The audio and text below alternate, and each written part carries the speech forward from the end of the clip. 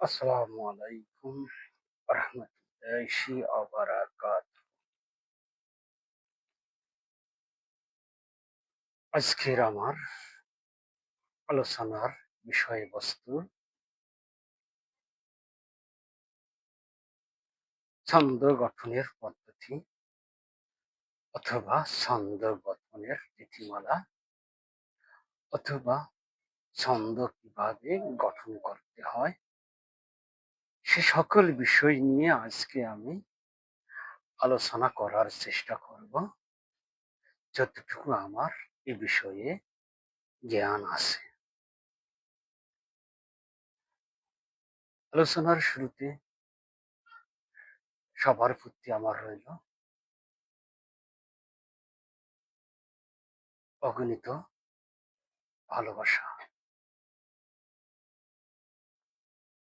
তা আমরা এই ছন্দ কিভাবে গঠন করব, ছন্দ গঠনের রীতি কানুন, রীতি পদ্ধতি, রীতি নিয়ম কি, এগুলো বিষয় নিয়ে আমাদের সকলের জানা উচিত, জানা কর্তব্য, যারা আমরা কবিতা লিখি। আবার এই ছন্দ কি, ছন্দ কাকে বলে, ছন্দের সংজ্ঞা কি, এই বিষয় নিয়ে আমি আরো কিছু আলোচনা করেছি।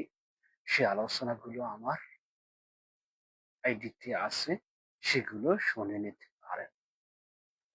তো আজকে আমি এই বিষয়ে ওই ছন্দ কি, ছন্দ কাকে বলে, এই বিষয় নিয়ে আজকে আলোচনা করব না। আজকে আমি আলোচনা করব ছন্দ গঠনের পদ্ধতি বা ছন্দ গঠনের রীতিমালা কি, এই বিষয় নিয়ে আজকে আমি আলোচনা করব। তো আলোচনা শুরু করার পূর্বে আমাদের একটি বিষয় জানা প্রয়োজন। সে বিষয়টি হচ্ছে কি, ছন্দ কি, ছন্দ কাকে বলে, এই বিষয়টি নিয়ে আমাদের আগে জানা প্রয়োজন।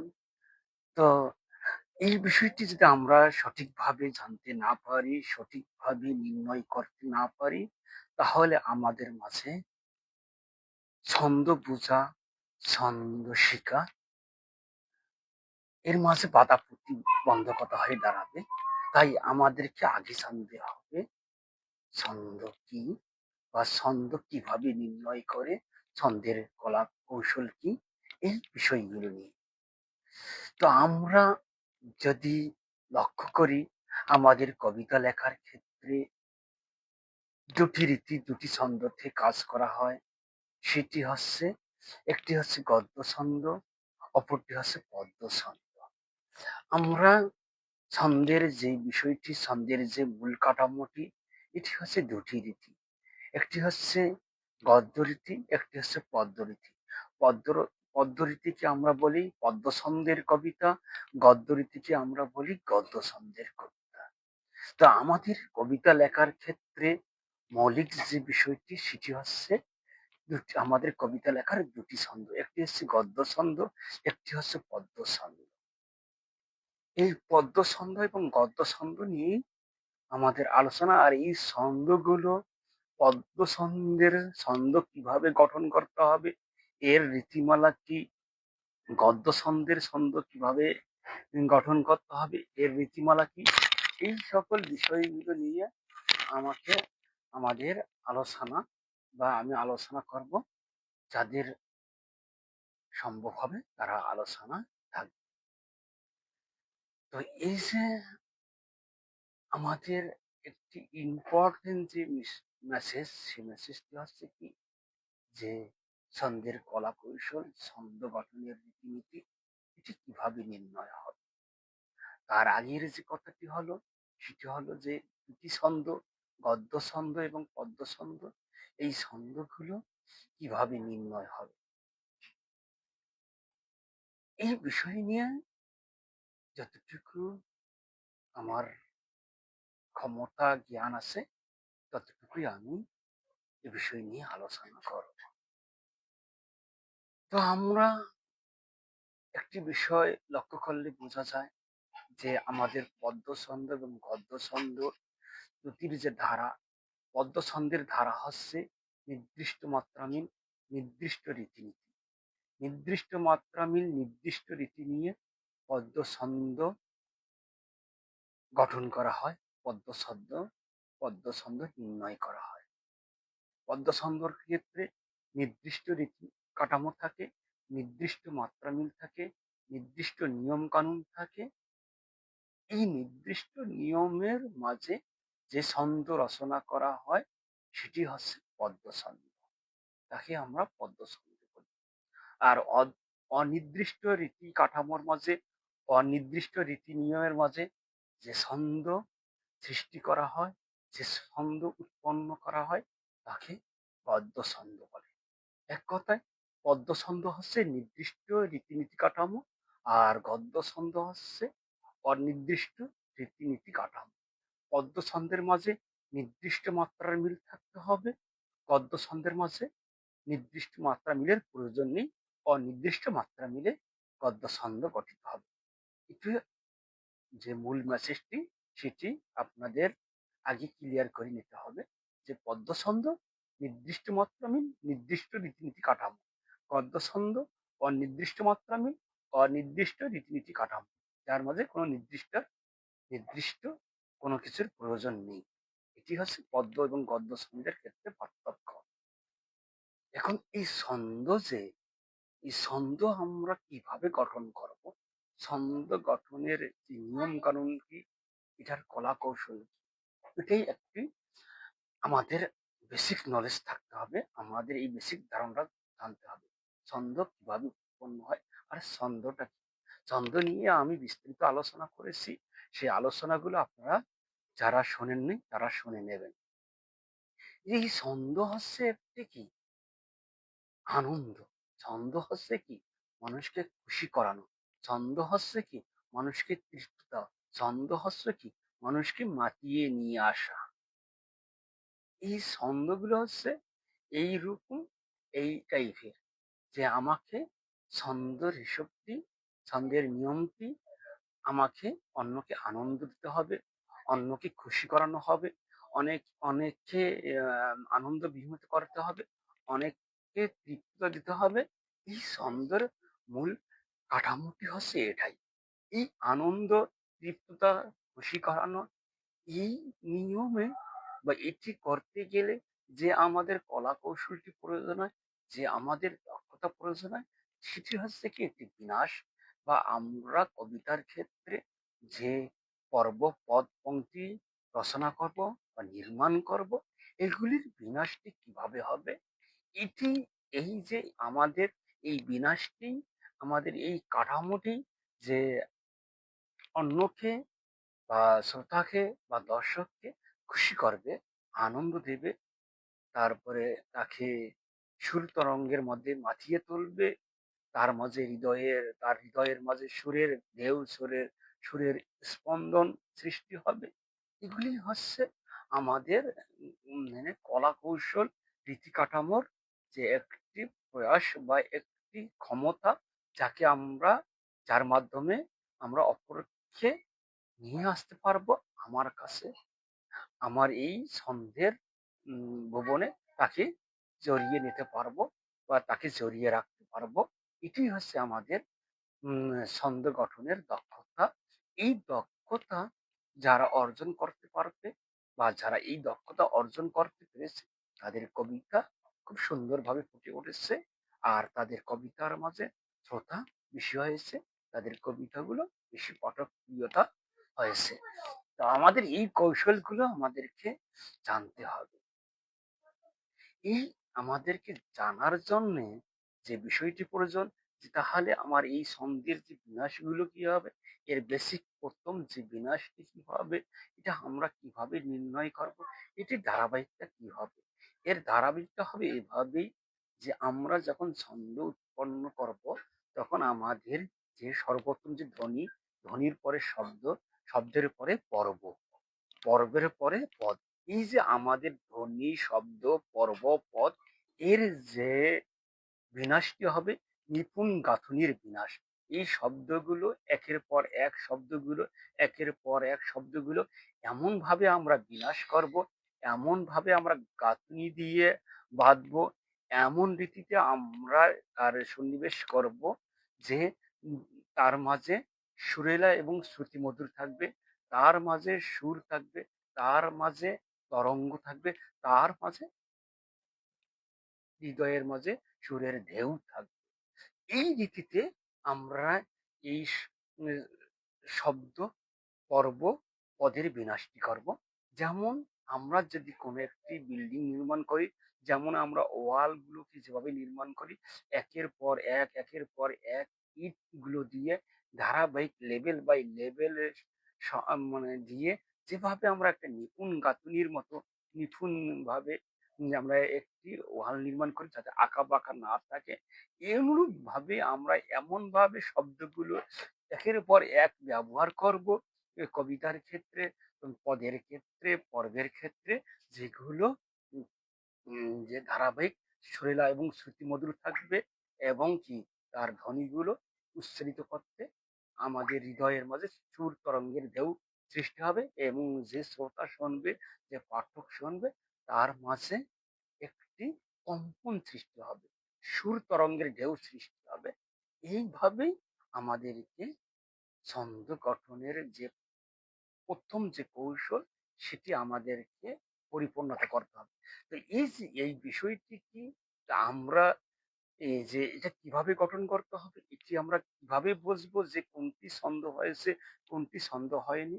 আমরা উম এ কবিতার ২ টি চরণ থেকে শুনে আমরা একটু বুঝে নেব যে আসলে এর মাঝে কোনটি ছন্দ হয়েছে, কোনটি ছন্দ হয়নি।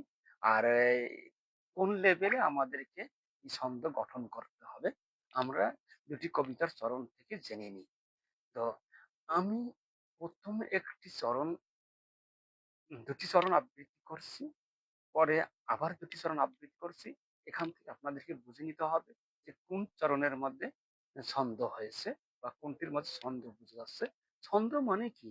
যে আনন্দ দেওয়া এবং পড়ার যে শ্রুতি মধুরতা, এটি নিয়ে আসা এবং কি একের পর এক যে এটার অর্থ একটি সার্থক অর্থ প্রকাশ করা এবং কি শ্রুতি মধুর নিয়ে এসে সুর তরঙ্গের ঢেউ সৃষ্টি করা এবং যা পড়তে শুনতে অন্যের কাছে ভালো লাগে, এটি একটি ছন্দ। তো এই যে এই বিষয়টি আমি আপনাদের সামনে ক্লিয়ার করার চেষ্টা করতেছি। আমি কবিতার ২ টি চরণ আবৃত্তি করছি। এখান থেকে আপনারা অনুধাবন করে নেবেন। আমার হৃদয়ে আঁসু মিশিয়ে শিরার মতো ধারা কর্মে বলবো তোমায় ভালোবাসি, জীবন মরণ তুমি সাথী। এখানে ২ টি চরণ, কবিতার ২ টি চরণ আবৃত্তি হয়েছে। আমি আবার ২ টি চরণ আবৃত্তি করছি। তুমি যে আমার হৃদয়ে মিশে আছো রুদি রক্তের মতনই, কি করে গো ভুলি যে তোমারে, তোমারই ব্যথা বিরহে এ জীবন ঘরে। তো এই যে আমার এখানে ২ টি চরণ আমি ১ম এ ২ টি চরণ আবৃত্তি করছি, পরে ২ টি চরণ আবৃত্তি করছি। তো আমাদের এই ২ টি চরণের মধ্যে ১ম যে ২ টি চরণ আবৃত্তি করছি, এর মাঝে ছন্দ গঠিত হয়নি। এর মাঝে ছন্দ নির্ণয় হয়নি। এটি ছন্দ নয়। কেন? এখানে সুরেলা এবং শ্রুতিমধুর বিষয়টি আসেনি। এখানে সুর, হৃদয়ের স্পন্দন, যে সুরের যে প্রবাহমান ধ্বনি, এই ধ্বনিটি এখানে দোলা দেয়। কিন্তু নিচের যে পরের যে ২ টি চরণ আবৃত্তি করছি, এর মাঝে সুরের যে আবহমান ধ্বনি, যে সুরের যে তরঙ্গ, এটি দোলা দিয়েছে। এটি দোলা দিয়েছে, এই কারণে এটির মাঝে ছন্দ হয়েছে। আমি এটাকে আবার এনালাইসিস করার জন্যে আমি আপনাদেরকে আবার আরেকবার আবৃত্তি করছি, যেহেতু আপনাদেরকে এটি আগে বুঝতে হবে যে কেন হলো না আর কেন হলো? এটুকুই বুঝতে হবে কেন এই একই যে পড়াগুলো তো মোটামুটি ভালো লাগছে। কেন এই মাঝে ছন্দ হলো না? এর মাঝে ছন্দ কেন হলো? তো আমি আবার আবৃত্তি করছি। আমার হৃদয় আছো মিশে শিরার মতো ধারা করবে। এই যে এই যে এই চরণটি, এটি কবিতার মতো শোনা গেলেও এখানের যে শব্দের বিন্যাস, শব্দের যে ধারাবাহিক শ্রুতিমধুরতা এখানে আসেনি। তো আমরা এই সেম ক্যাটেগরির যে নিচের চরণটি আবৃত্তি করেছি, পরের চরণটি যেটির মাঝে ছন্দ হয়েছে, তুমি যে আমার হৃদয়েতে মিশে আছো রুদি রক্তের মতন। এই যে এই মানে চরণটির মাঝে যে আমাদের স্পষ্ট একটি কি শ্রুতিমধুর আছে, মানে আমাদের হৃদয়ের যে একটা কল্লোল, যে হৃদয়ের যে একটা ঢেউ তরঙ্গ, এটি এই ধ্বনির মাঝে, এই চরণের মাঝে বোঝা যাচ্ছে। কিন্তু প্রথমের যে চরণটির মাঝে বোঝা যায়নি। এটি যদিও ওখানে মাত্রা মিল আছে, যদিও ওখানে নির্দিষ্ট কাঠামো আছে, তবু এটির মাঝে এই যে ধ্বনি, সুরেলা এবং শ্রুতিমধুর, এটি বোঝা যায়নি। যার কারণে ওটি ছন্দ নয়, এটি ছন্দ। এটি আমাদের নির্ণয় করতে হবে কিভাবে? আমরা এটা বুঝবো কিভাবে? এটার বোঝার একটি উপায় হচ্ছে যে সুরেলা এবং শ্রুতিমধুর করা। কথার যে আপনার কান বলে দেবে যে আপনি যখন সাধারণভাবে পড়তে যাবেন, তবুও আপনাদেরকে বলবে যে এটি কবিতার মতো বোঝা যাচ্ছে। আর যখন আপনি সুর দিয়েও পড়বেন কোনো একটি গদ্য লাইনকে, তবু বোঝা যাবে না এটা ছন্দ বোঝা যাচ্ছে বা ছন্দ এখানে আছে। যেমন দেখবেন, আমি আরেকবার ট্রাই করে দেখাই। যদি আমি স্বাভাবিকভাবে পড়ি, আমার হৃদয় আশ্রু মিশে শিরার মতন ধারা করুন, বলবো তোমায় ভালোবাসি, জীবন মরণ তুমি সাথী।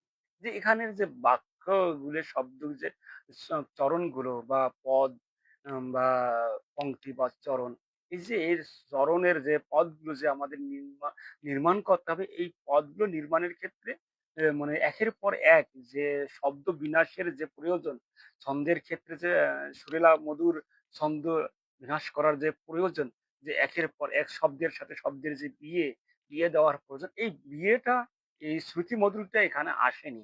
কিন্তু আবার যদি আমরা ওই স্বাভাবিকভাবেই পড়ি, যে গদ্যের মতনই পড়ি, তারপরেও এই যে নিচের যে চরণ দুটি, এটির মধ্যে একটু হলেও কি বোঝা যাচ্ছে যে এখানে মানে ছন্দের উৎপত্তি কোনো না কোনো আছে। তো এখানে হৃদয়ের মাঝে একটি ঢেউ সৃষ্টি হচ্ছে। যেমন, তুমি যে আমার হৃদয়ে মিশে আছো রুধি রক্তের মতো, কি করে গো বলি যে তোমারে, তোমারই ব্যথা বিরহে এ জীবন ঘরে। এই যে এটি আমি সাধারণভাবে আবৃত্তি করলাম, তারপরে এর মাঝে একটি কি ছন্দ বোঝা যাচ্ছে, যে এই যে সুরেলা এবং শ্রুতি মধুর বোঝা যাচ্ছে। এই সুরেলা এবং শ্রুতি মধুর যে হৃদয়ের মাঝে যে একটা স্পন্দন দোলা সৃষ্টি করে, এই সুরেলা এবং শ্রুতি মধুর এই স্পন্দন সৃষ্টি করাই হচ্ছে ছন্দ। ছন্দ মানে নয় যে নির্দিষ্ট মাত্রা মিল, নির্দিষ্ট মাত্রায় মিল মানেই যে ছন্দ, এমনটি নয়। যারা এই সকল কথা বলে, যে কবিদেরকে, অনেক নতুন কবিদেরকে ধোঁকা দেয় যে ছন্দ মানেই নির্দিষ্ট মাত্রা মিল, নির্দিষ্ট মাত্রা মিলেই ছন্দ গঠন করতে হবে। হ্যাঁ, তবে ঠিক নির্দিষ্ট মাত্রা মিলে ছন্দ গঠন করতে হবে। তবে পদ্য ছন্দের ক্ষেত্রে সুরেলা এবং শ্রুতি মধুর রাখতে হবে, এবং এ, আপনার নির্দিষ্ট মাত্রা মিলও রাখতে হবে। যেমন আমরা যে কবর কবিতাটি যে শুনতে পাই, যে ওইখানে তোর দাদির খবর ডালিম গাছের তলে। যে এই যে এই পংক্তিটি, যে ওইখানে তোর দাদির খবর ডালিম গাছের তলে, এখানে যে প্রতিটি পর্বে উনি সুরেলা এবং শ্রুতিমধুর রাখছে। তো এই যে এবং মাত্রাও ঠিক রাখছে, ওইখানে তোর দাদির কবর ডালিম গাছের তলে, মানে মাত্রাবৃত্ত ছন্দের ৬ ৬ ৬ ২ মাত্রার অপূর্ণ পর্বের যে কবিতাটি, যে এই যে এখানে যারা মানে নির্দিষ্ট মাত্রা ক্ষেত্রে যারা ব্যবহার করবে যে নির্দিষ্ট মাত্রায় ছন্দ, তাহলে সেই ছন্দটি হবে পদ্য ছন্দ। পদ্য ছন্দের ক্ষেত্রে নির্দিষ্ট মাত্রা মিলের প্রয়োজন, গদ্য ছন্দের ক্ষেত্রে কিন্তু নির্দিষ্ট মাত্রা মিলের প্রয়োজন নয়। তাই যে নির্দিষ্ট মাত্রা মিল, যারা এটার মানে খুবই দক্ষতা বা ছন্দ নির্মাণের ক্ষেত্রে যারা খুবই বেশি পারদর্শী, তারা পদ্য ছন্দেই লেখক, তাদের সমস্যা নেই। কিন্তু যে সকল কবিরা মানে ওই নির্দিষ্ট মাত্রা মিল দিয়ে আম ছন্দ গঠন করতে পারে না, তাদের ওই দক্ষতা এখনো আসেনি, তারা গদ্য ছন্দে কবিতা লিখবে। তারা গদ্য ছন্দে মিল দেবে। তো এই যে ছন্দ মানেই নয় যে নির্দিষ্ট মাত্রা মিল। ছন্দ মানেই নয় যে নির্দিষ্ট মাত্রা মিল দিয়ে, নির্দিষ্ট রীতিনীতি দিয়ে মানে কবিতা লিখতে হবে। এটিই ছন্দের কবিতা। এমনটি নয়। ছন্দের কবিতা, গদ্য ছন্দের কবিতা, পদ্য ছন্দের কবিতা। ছন্দের কবিতা ২ টি। একটি হচ্ছে নির্দিষ্ট মাত্রা মিল, নির্দিষ্ট রীতি কাঠামোর মধ্যে পদ্য ছন্দ, ছন্দের কবিতা। আর একটি হচ্ছে অনির্দিষ্ট মাত্রা মিল, অনির্দিষ্ট মাত্রা রীতির মাঝে গদ্য ছন্দের কবিতা, গদ্য ছন্দের রীতি।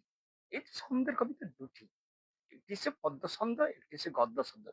যারা বলে যে পদ্যছন্দেই শুধু ছন্দের কবিতা, গদ্যছন্দ ছন্দের কবিতা নয়, তারা হয়তো এই যে তাদের এই বিষয় নিয়ে তাদেরকে আরো এনালাইসিস করা দরকার, তাদেরকে আরো গবেষণা করা দরকার যে, কেন এটি ছন্দের কবিতা নয়।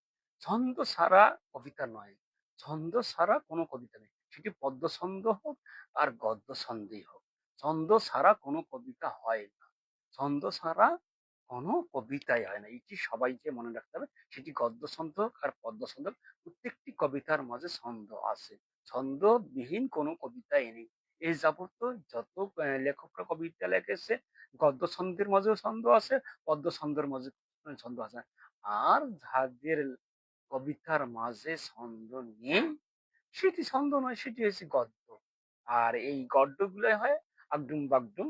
সেটি কোনো সার্থক কবির কাছ থেকে আসা হয়নি, বা এই ধরনের কোনো যে অকবিতা আমাদের পাঠ্যপুস্তকের মধ্যে আছে এটা আমরা দেখি নাই।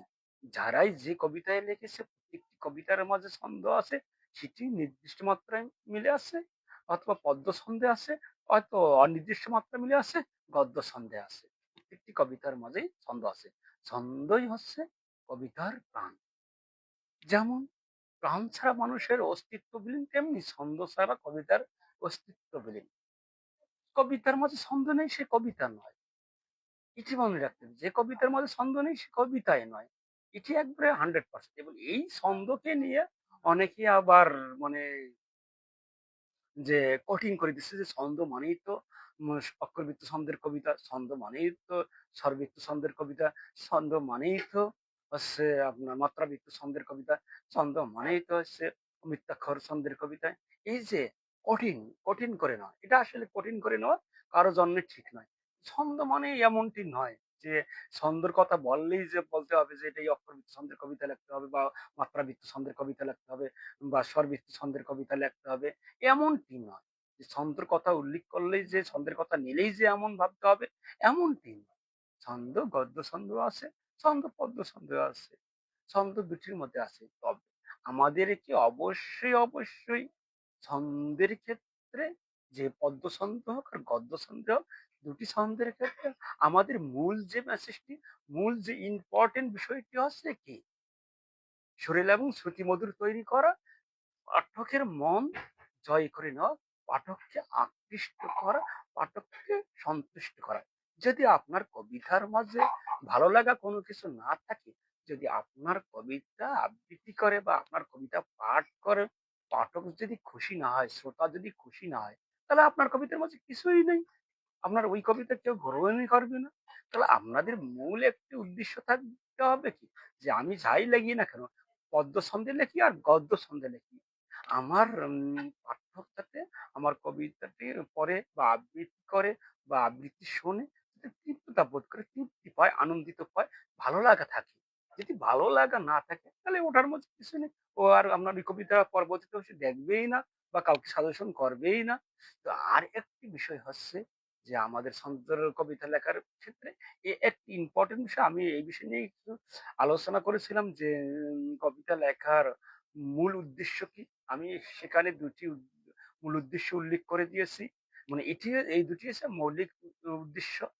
এই ভিডিওটি যারা যারা দেখেন নাই তারা দেখে নেবেন। আমি ওখানে বিস্তারিত আলোচনা করেছি কবিতা লেখার মৌলিক দুটি উদ্দেশ্য কি। তো আমি এখানে শুধু মৌলিক দুটি উদ্দেশ্যের কথা বলে যাচ্ছি, আর বিস্তারিত বিষয় নিয়ে আলোচনা করবো না, কারণ আজকে আমার আলোচনা যাচ্ছে আরেক বিষয়ে। তো এই যে মৌলিক যে দুটি বিষয়, একটি হচ্ছে কবিতা লেখার মৌলিক যে উদ্দেশ্য হচ্ছে পাঠককে আনন্দ দেওয়া, পাঠককে তৃপ্তি দেওয়া, পাঠককে খুশি করানো। আর অপরটি হচ্ছে কি, কবিতা লেখার মৌলিক আরেকটি উদ্দেশ্য হচ্ছে কি, যে পাঠককে কিছু জ্ঞান দেওয়া, কিছু উপদেশ দেওয়া, কিছু আদেশ দেওয়া। এই দুটি হচ্ছে কবিতা লেখার মূল উদ্দেশ্য। তো আমরা যদি কবিতা লেখার মাঝে, আমরা যদি আমাদের কবিতার মাঝে বা ছন্দের মাঝে যদি পাঠককে আনন্দ দিতে না পারি, পাঠককে তৃপ্তি দিতে না পারি, তাহলে আমার কবিতা তো অনর্থক হয়ে গেল, অসার্থক হয়ে গেল। তাই কবিতা মানেই ছন্দ, ছন্দ মানেই কবিতা। আর ছন্দের যে অপর নামটি হচ্ছে আনন্দ দেওয়া, তৃপ্তি দেওয়া, খুশি করানো, ভালো লাগা তৈরি করে দেওয়া। এগুলি হচ্ছে ছন্দের কাজ। এই ছন্দের কাজগুলো আমরা দুই ভাবে গঠন করে নিতে পারি। একটি হচ্ছে পদ্য নিয়মে গঠন করে নিতে পারি, একটি হচ্ছে গদ্য নিয়মে গঠন করে নিতে পারি। আমরা যাকে পদ্য নিয়মে গঠন করি তাকে আমরা বলি পদ্য ছন্দের কবিতা বা পদ্যরীতির কবিতা। আমরা যেটাকে গদ্য নিয়মে গঠন করে নেই সেটা হচ্ছে গদ্য ছন্দের কবিতা বা গদ্য রীতির কবিতা। আমরা যে রীতির মাঝে পারদর্শিতা বেশি, যেটার মাঝে আমাদের ক্ষমতা, আমাদের ক্যাপাসিটি বেশি, যেটাকে আমরা সঠিকভাবে আয়ত্ত করে নিতে পেরেছি, যেটাকে আমরা সঠিকভাবে আয়ত্ত করে নিতে পারবো, আমার যে রীতির মাঝে কবিতা লেখলে পাঠক তৃপ্ত ভাবে, পাঠক আনন্দিত ভাবে, পাঠক খুশি হবে, পাঠকের মাঝে ভালো লাগা থাকবে, আমি সেই রীতিতে কবিতা লিখবো। নহে, নহে যে আমাদের নির্দিষ্ট নীতির মধ্যে যে কবিতা লিখতে হবে, এটি কোনো সাবজেক্ট নয়, এটি ফরগেট, এটি কোনো ফরগেট। তবে হ্যাঁ, যদি যারা পারে তাদের জন্য বেস্ট, তারা খুবই ভালো। যারা নির্দিষ্ট রীতিতে কবিতা লেখে, নির্দিষ্ট স্বরবৃত্ত, অক্ষরবৃত্ত, মাত্রাবৃত্ত কবিতা লেখে, পাঠককে মন জয় করে নিতে পারবে, তারা পারফেক্ট, তারা বেশি দক্ষতা। তবে তার মানে এমনটি নয় যারা গদ্যরীতি কবিতা লেখে, গদ্য ছন্দের কবিতা লেখে, পাঠকের মন জয় করে নিতে পেরেছে তারা যে পারফেক্ট নয় এমনটি নয়। আজকাল আজকাল আমাদের যে গদ্য ছন্দের যে মানে আপনার পাঠকপ্রিয়তা বেড়েছে তা কিন্তু পদ্য ছন্দের মাঝে নাই। আজকে আজকাল যে আমাদের মুক্ত ছন্দের যে পাঠকপ্রিয়তা হয়েছে তা কিন্তু পদ্য ছন্দের নেই। তো আমাদের আজকে গদ্য ছন্দ এবং মুক্ত ছন্দ একটু পাঠকপ্রিয়তা বেশি। তাই আমাদেরকে চেষ্টা করতে হবে আমরা গদ্য ছন্দে হোক, পদ্য ছন্দে হোক বা মুক্ত ছন্দে হোক, যে কোনো ছন্দে হোক না কেন আমাদের মূল একটি উদ্দেশ্য থাকবে যে পাঠককে তৃপ্ত হওয়া, পাঠককে আনন্দিত দেওয়া, কবিতার মাঝে ভালো লাগা সৃষ্টি করা, কবিতার মাঝে প্রেম সৃষ্টি করা, কবিতার মাঝে আনন্দ বিনোদন সৃষ্টি করা, কবিতার মাঝে আদেশ উপদেশ সৃষ্টি করা, এইগুলি আমাদের একটি মূল ইম্পর্টেন্ট কবিতা লেখার ক্ষেত্রে বা ছন্দের হিসাব নিকাশের ক্ষেত্রে মূল একটি ইম্পর্টেন্ট বিষয়। আপনি ছন্দের কবিতা লেখলেন, খালি নির্দিষ্ট মাত্রা মিল লেখলেন, কিন্তু এখানে সুরেলা এবং শ্রুতিমধুর নেই, পাঠকের ভালো লাগা নেই, পাঠকের মাঝে আনন্দ থাকবে না, পাঠক পড়ি খুশি হবে না, পাঠক আবৃত্তি শুনে তৃপ্ত বোধ হবে, এটির মাঝে নেই। এটি হচ্ছে নির্দিষ্ট মাত্রা নেই, এটি কোনো ছন্দের কবিতা নয়। যদি কেউ ছন্দের লেখার মাঝে, ছন্দের কবিতা লেখার মাঝে যদি কেউ সুরেলা এবং শ্রুতিমধুর নিয়ে নাচতে পারে, যদি কেউ পাঠককে আনন্দ দিতে না পারে, যদি পাঠকের যদি ভালো লাগা সৃষ্টি না হয়, তাহলে এটি ছন্দের কবিতা হবে না। ওটিকে শুধু বলা যাবে নির্দিষ্ট মাত্রা মিলের কবিতা হয়েছে। কেন আমাদের তো রীতি আছে, নির্দিষ্ট মাত্রা মিলের রীতি। যেমন আমাদের যদি অক্ষরবৃত্ত ছন্দের কবিতা লিখতে যাই, ৮-৬ বা ৮-১০ মাত্রা লিখতে হবে। তারপরে যদি আমার স্বরবৃত্ত ছন্দের কবিতা লিখতে যাই ৪-৪-৪-২ মাত্রা বা ৪-৪-৪-৩ মাত্রা লিখতে হবে। আবার যদি আমার মাত্রাবৃত্ত ছন্দের কবিতা লিখতে যাই ৫-৫-৫-৩ মাত্রা লিখতে হবে বা ৬-৬-৬-২ মাত্রা লিখতে হবে।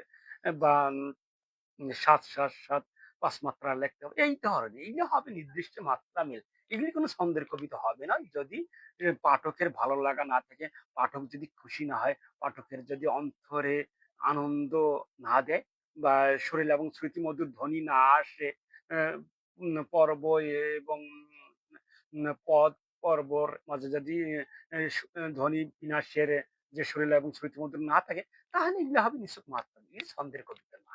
এগুলো যারা বলে যে এটি ছন্দের কবিতা তারা একটু বোকার সঙ্গে আছে। তারা হয়তো এই বিষয় নিয়ে তারা সঠিক এখনো জ্ঞান পায়নি। যে এই যে আমার এই যে আমি আপনাদেরকে আরেকটিবার এখন বলি যে নির্দিষ্ট মাত্রা মিল হলেই যে ছন্দ হবে এমনটি নয়। যেমন আমি যে ১ম যে কবিতার ২ টি পংক্তি বা চরণ আবৃত্তি করছি, সেখানে আমি উল্লেখ করেছি যে, "আমার হৃদয় আছো মিশে শিরার মতন ধারা কর্মী। বলবো তোমায় ভালোবাসি জীবন মরণ তুমি সাথী।"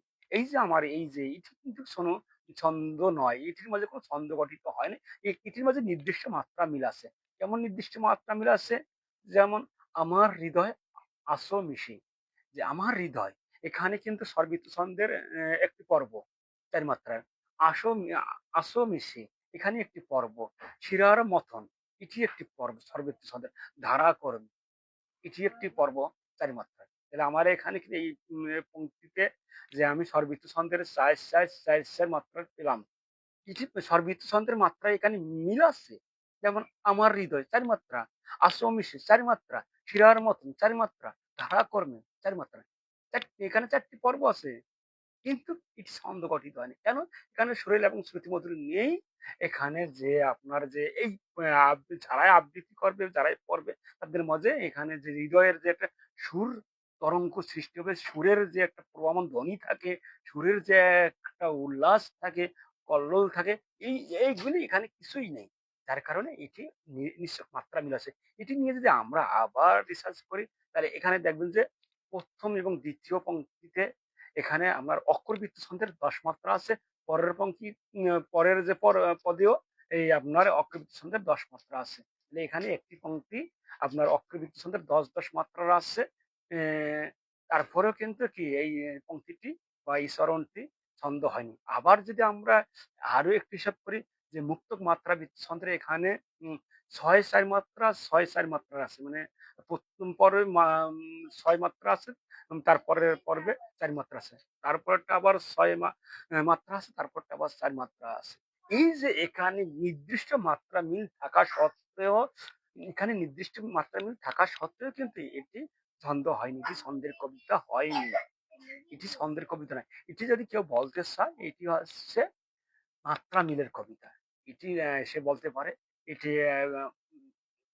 মুক্তক অক্ষরবৃত্ত ছন্দের কবিতা। মুক্তক নয়, এখানে আপনার যেহেতু আপনার নির্দিষ্ট মাত্রা মিল আছে ১০, ১০, ১০, ১০, মানে এখানে যে ৪ টি পর্ব আছে, ২ টি পংক্তি বা চরণ আছে। এখানে আপনার ১০, ১০ অক্ষরবৃত্ত ছন্দে ১০, ১০, ১০, ১০ মাত্রা মিল আছে। এখানে আপনি বলতে পারেন অক্ষরবৃত্ত ছন্দের কবিতা এটি বলা যায়। অক্ষরবৃত্ত রীতির কবিতা বলা যায়। অক্ষরবৃত্ত যে রীতি কাঠামোটা যেভাবে সাজানো হয় সেই রীতিটা এখানে সাজানো আছে। কিন্তু এই ছন্দ হয়নি। কেউ যদি বলতে চায় এটি স্বরবৃত্ত ছন্দের, হ্যাঁ, স্বরবৃত্ত ছন্দের কবিতা বলবেন, স্বরবৃত্ত রীতির কবিতা বলতে পারবেন। এর এখানে ছন্দ নেই, এখানে ছন্দ নেই। এখানে যদি কেউ বলে যে মুক্ত মাত্রাবৃত্ত রীতির কবিতা, এখানে মুক্ত মাত্রাবৃত্ত রীতির কবিতা। কিন্তু মুক্ত মাত্রা ছন্দের কবিতা নেই। এটি ছন্দ হয়নি। তবে ছন্দ হচ্ছে আমাদের কি যে যে আবৃত্তি করে, যে পর্ব গঠন করে, যে পংক্তি গঠন করে, যে আমাকে এবং আপনাকে তৃপ্ত দেবে, মানে ভালো লাগা সৃষ্টি হবে। এখান থেকে ভালো লাগার একটি আবেগ ছড়িয়ে পড়বে। এটিই হচ্ছে ছন্দ। এটি নির্দিষ্ট মাত্রা মিলেও হতে পারে, আবার অনির্দিষ্ট মাত্রা মিলেও গঠিত হতে পারে। যে শুধুমাত্র নির্দিষ্ট মাত্রা মিলেই গঠিত হবে এমনটি নয়, যে শুধুমাত্র অনির্দিষ্ট মাত্রা মিলে গঠিত হবে এমনটি নয়। দুটি উপায়ে গঠিত হবে। আমার মূল মেসেজটি এখানে ভালো লাগা থাকতে হবে, সুরেলা এবং শ্রুতি মধুর থাকতে হবে। তবেই এটি ছন্দ। তার নির্দিষ্ট মাত্রা মিলে হোক বা অনির্দিষ্ট মাত্রা মিলে হোক। এখানে কোনো এটি কোনো মানে আমাকে নির্দিষ্ট একটা রাখতে হবে, এটি কোনো সাবজেক্ট নয়। এটি আমাকে ২ টি সাবজেক্টই আছে, নির্দিষ্ট মাত্রা মিল, অনির্দিষ্ট মাত্রা মিল। যেকোনো সাবজেক্টে থাক, যেকোনো রীতিতে থাক, আমার ভালো লাগা থাকতে হবে, শরীর এবং শ্রুতির মধ্যে থাকতে হবে, আনন্দ থাকতে হবে এবং কি যেখান থেকে একটি ঢেউ প্রবাহমান হবে। এটিই হচ্ছে ছন্দ, এটিই হচ্ছে ছন্দের মূল মন্ত্র। এটি হচ্ছে ছন্দের মূল মন্ত্র, মূল তন্ত্র। আর এর বাহিরে যারা বলে তারা নিছক মাত্রা মিল বলে, তারা মাত্রা মিলের কথা বলে, তারা ছন্দের কথা বলে। এই যে আমরা এখন পরের যে ইয়াটা দেখতে পারি, যেটি আমাদের ছন্দ গঠিত হয়েছে, কিন্তু ওখানে নির্দিষ্ট মাত্রা মিল নেই। এটি হচ্ছে অনির্দিষ্ট মাত্রায়। তো আমরা সেটি নিয়ে একটু আলোচনা করি। তো সেটি হচ্ছে কি যে, তুমি যে আমার হৃদয়েতে মিশে আছো রুধি রক্তের মতন, কি করে গো বলি যে তোমারে, তোমারই ব্যথা বিরহে এ জীবন ঘরে। যে এখানে দেখেন, এখানে যে প্রতিটি পর্বের মাঝে, প্রতিটি পদের মাঝে, প্রতিটি পংক্তির মাঝে একটি মেসেজ বা একটি ভালো লাগা বা একটি সুরেলা এবং শ্রুতিমধুর যে যে আপনার যে ভাষার যে উৎপন্ন যে আপনার ধ্বনি থেকে পর্ব, ধ্বনি থেকে শব্দ, এই যে এই বিন্যাসগুলো এখানে খুব নিপুণ গাঁথুনির মতো হয়েছে। যে এখানে প্রতিটি একের পর এক যে শব্দের বিয়ে দেওয়ার প্রয়োজন, সেই বিয়াটা এখানে কিন্তু পরিপূর্ণতা পেয়েছে। যেমন তুমি যে আমার, এখানে এই যে এ আমার হৃদয় আর তুমি যে আমার, এখানে পার্থক্য দেখেন।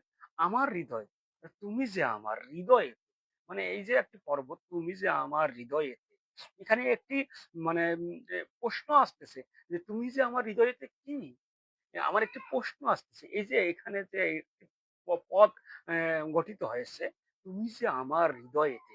এখানে একটি প্রশ্ন আসতেছে যে এখানে প আপনার একটি পংক্তি পূর্ণ হয়নি। একটি পদের মাঝে পদটির একটি মেসেজ আসতেছে যে এখানে একটি প্রশ্ন আসতেছে, তুমি যে আমার হৃদয়ে কি? হৃদয়ে কি এখানে জানার আগ্রহ আসতেছে। জানার আগ্রহটা কি? মিশে আছো রুধি রক্তের মতো। যে এখানে মেসেজটি ক্লিয়ার হয়ে গেল যে তুমি যে আমার হৃদয়েতে মিশে আছো রুধি রক্তের মতো।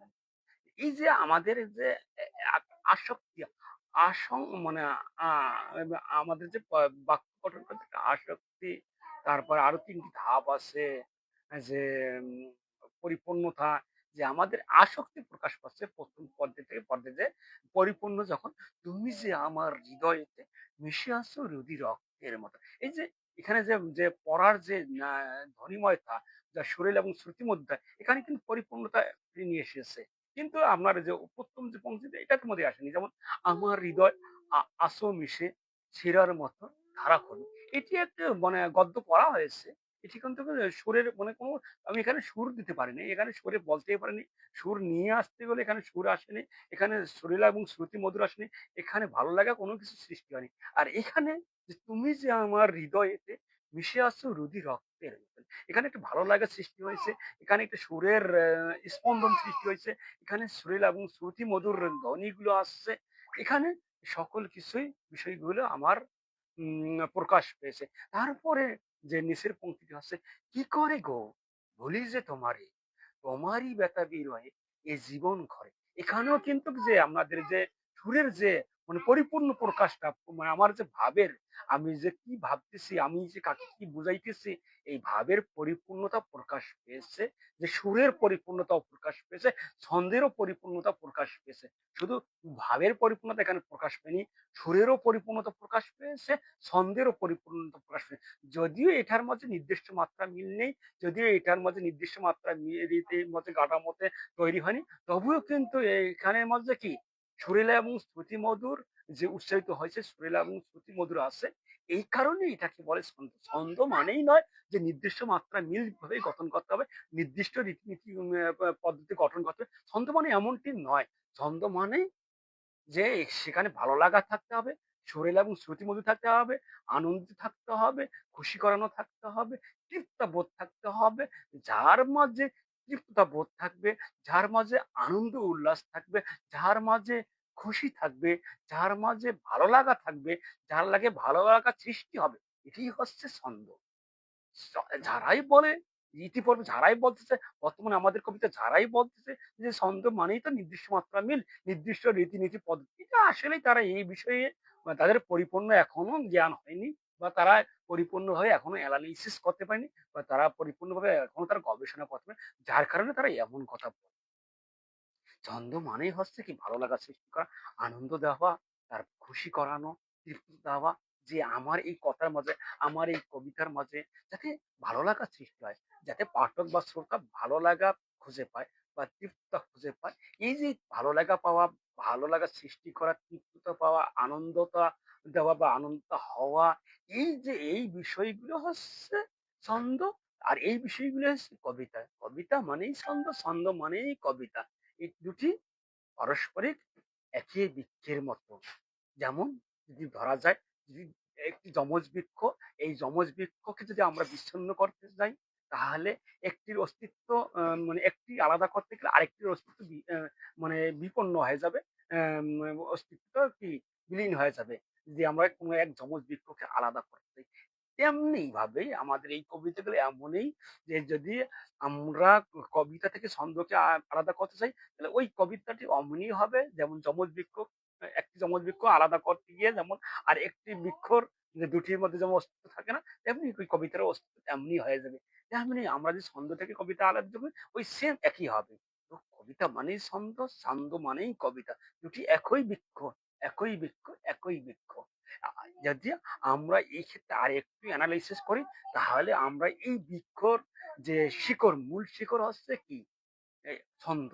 বৃক্ষের মূল শিকড় হচ্ছে কি? ছন্দ। আর আমাদের যদি কবিতা ধরা হয়, তাহলে কবিতাটা হবে আমাদের কি?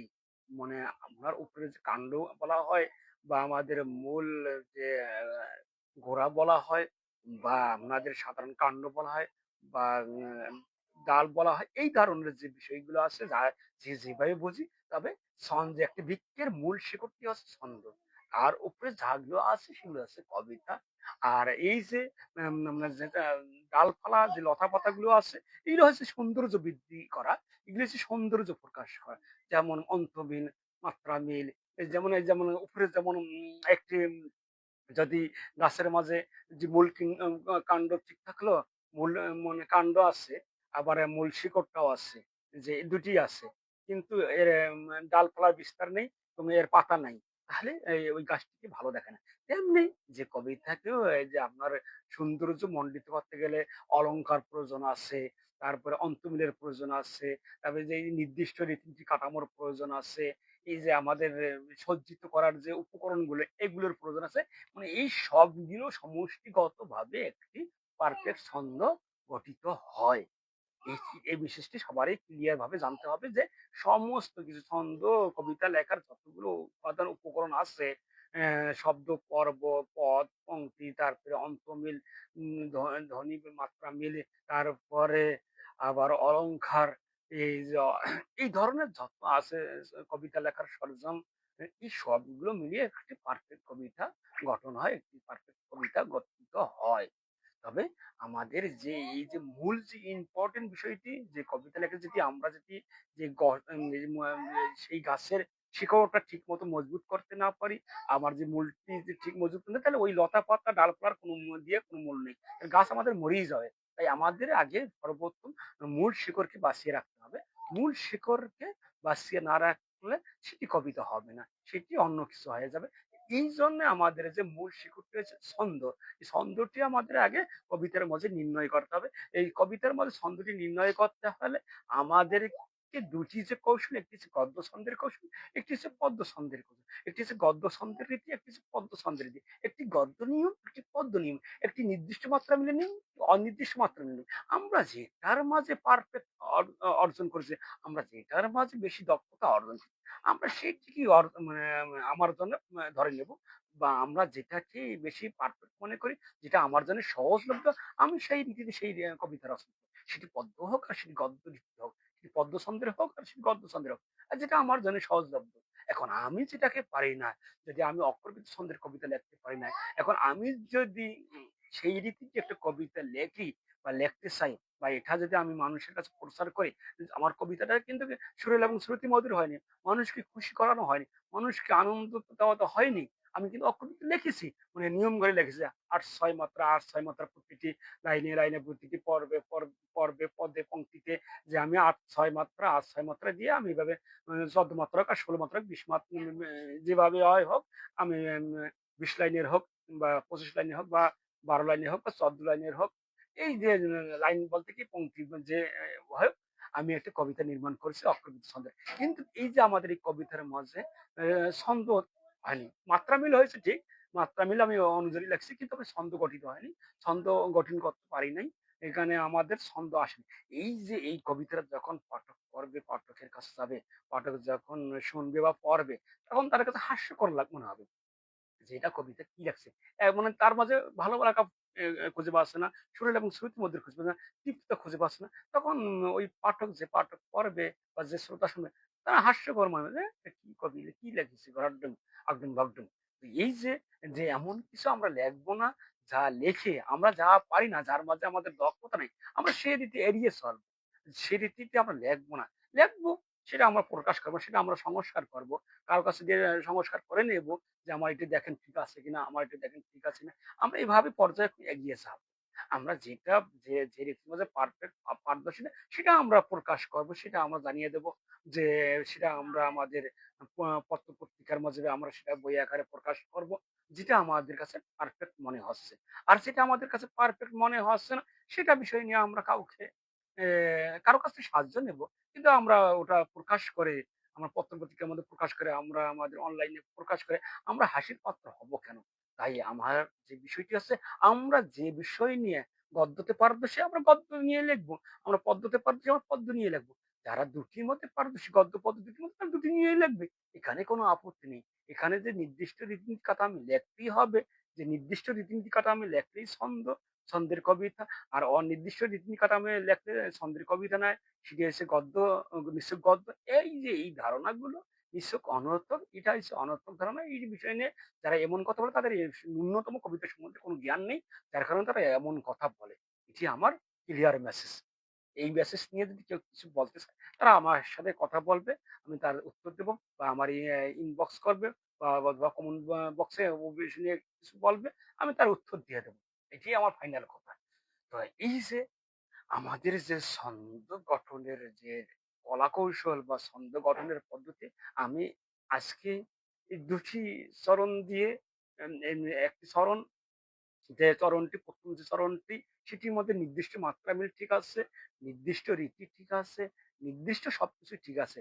অক্ষরবৃত্ত আছে, তারপর মুক্ত মাত্রাবৃত্ত আছে, স্বরবৃত্ত আছে। কিন্তু সেটির মধ্যে ছন্দ হয়নি। সেটি হচ্ছে নির্দিষ্ট মাত্রা মিলে গঠিত হয়েছে, কিন্তু সেই আপনার যে ভাষাগুলোর মাঝে ছন্দ গঠিত হয়নি। সেই শব্দগুলোর মাঝে ছন্দ গঠিত হয়নি। সেই পর্বগুলোর মাঝে ছন্দ গঠিত হয়নি। সেই পংক্তিগুলোর মাঝে ছন্দ গঠিত হয়নি। সেটি নির্দিষ্ট মাত্রা মিল গঠিত আছে। কিন্তু আমরা যখন পরের যেটি দেখলাম, সেটির মাঝে নির্দিষ্ট মাত্রা মিল নেই। সেটির মধ্যে নির্দিষ্ট মাত্রা মিল নেই। নির্দিষ্ট মাত্রা মিল নিয়েই না নিয়েই সে গঠিত হয়েছে। কিন্তু তার মাঝে ছন্দ গঠিত হয়েছে। তার পদের মাঝে ছন্দ গঠিত হয়েছে, পরের মাঝে ছন্দ গঠিত হয়েছে, পংক্তির মাঝে গঠিত হয়েছে এবং কি একটি পরিপূর্ণ মেসেজও পেয়েছে। যে আমাদের এই যে ভালো লাগার মেসেজ বা কি, কি কারণে কি হতে পারে, এই পরিপূর্ণ একটি মেসেজও ক্লিয়ার হয়েছে। কিন্তু আমরা ১ম যে এটার মধ্যে কোনো মেসেজ ক্লিয়ার নেই। তাহলে এখান থেকেই বোঝা গেল যে নির্দিষ্ট মাত্রা মিল হলেই যে ছন্দ হবে এমনটি নয়। অনির্দিষ্ট মাত্রা মিলেও ছন্দ হবে। আবার অনির্দিষ্ট মাত্রা মিলিয়ে যে ছন্দ হবে এমনটিও নয়। এই বিষয় নিয়ে আমি কালকে লাইভ আলোচনা করব যে অনির্দিষ্ট মাত্রা মিল হলে যে ছন্দ হবে না, এটিও কেন হবে না সে বিষয়টা আমি উল্লেখ করে দেব। যে মূল বিষয় হচ্ছে নির্দিষ্ট মাত্রা মিল বা অনির্দিষ্ট মাত্রা মিল। যেভাবেই গঠন করা হোক, যেভাবেই ছন্দ রচনা করা হোক বা যেভাবে কবিতা লেখা হোক বা যেভাবে পংক্তি রচনা করা হোক, সেটির মাঝে হয়তো ভালো লাগা থাকতে হবে, সুরেলা এবং শ্রুতিমধুর থাকতে হবে, আনন্দদায়ক থাকতে হবে, আনন্দদায়ক থাকতে হবে, তৃপ্তিদায়ক থাকতে হবে। যদি এইগুলো থাকে আপনার এই কবিতার মাঝে, আপনার এই কবিতা যদি পাঠক পছন্দ করে, তাহলে বুঝতে হবে যে আপনার এই কবিতার মধ্যে ছন্দ আছে।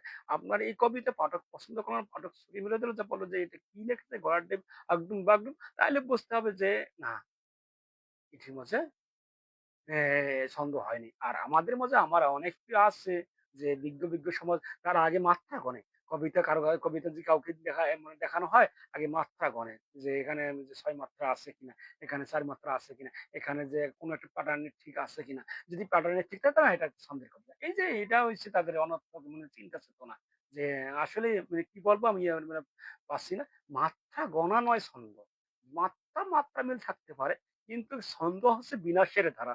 ছন্দ আছে রীতির ধারা, ছন্দ আছে সুরেলা এবং শ্রুতি মধুর ধারা, যা মানে আপনাকে আনন্দ দিবে, যা তৃপ্তা। আপনি এক কবিতার লাইন পড়লেন, সেটাকে মতো আপনি তৃপ্তি পেলেন না, আপনি গদ্যের মতো পড়লেন, যার মাঝে আপনার প্রত্যেকের সুরের স্পন্দন সৃষ্টি হলো না, সুরের ধ্বনি প্রবাহমান হলো না, সুর আপনার মাঝে হৃদয়ে স্পন্দন হলো না, সুরের আপনি কোনো কিছু বুঝলেন না, সেটি কবিতা নয়, সেটি কবিতার লাইন নয়, সেটি কবিতার পংক্তি নয়, সেটি কবিতার স্তবক নয়।